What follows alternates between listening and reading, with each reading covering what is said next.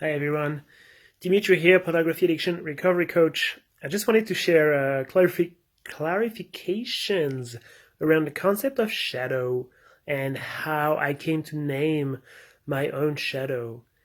There was a time where I was still a sex addict and I was really a big fan of the movie Into the Wild, the hero of which is called Christopher McCandless. And I was also a big fan of Jimmy Wales, who is the founder of one of the founders of Wikipedia. And I thought, I'll just mush these two identities together, Christopher and Wales, and make the name Chris Wales. And that would be a kick-ass pseudonym for myself, or for maybe it was a Gmail account I wanted to create for some reason. I can't really remember why. And that was like my higher self. It's like, wow, I'll be the wilderness of Into the Wild, and the intellectual abilities of Wikipedia. It's going to be really awesome. And then I went on to create a FedLife account. And if you don't know what FedLife is, it's like the Facebook of the BDSM or fetish community. And if you're single and you're looking for a sex positive community, I definitely invite you to create a FedLife account and look it for yourself. And then I created my FedLife account, and then that became my name. It was Chris Wales in FedLife. And then it became the name pretty much of all the sex stuff I was doing was Chris Wales. And so we went from this thing about the higher self to this hidden identity that was all the forbidden sex stuff I was engaging in, which ultimately I came to realize was my shadow.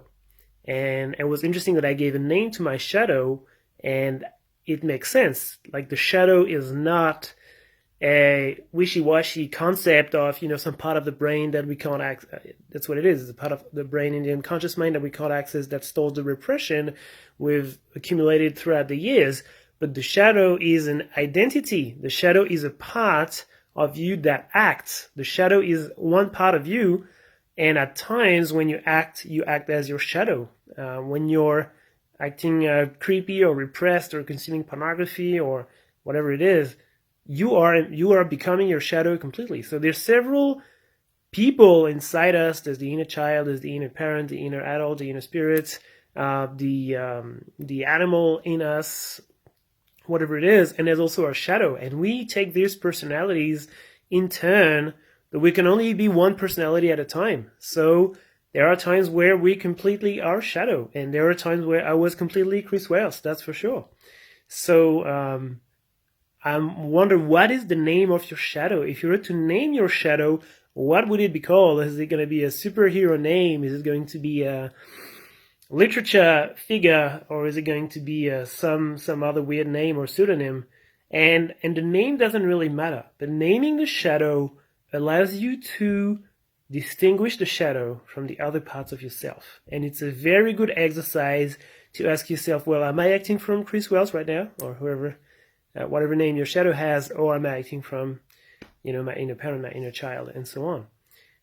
So that's definitely something I would invite you to do. And just for fun, what would be your shadow name? Comment, put it down in the comment below. I'll start putting my name down, and I'm really curious of how do people identify or mystify their shadow and put them into embodiment.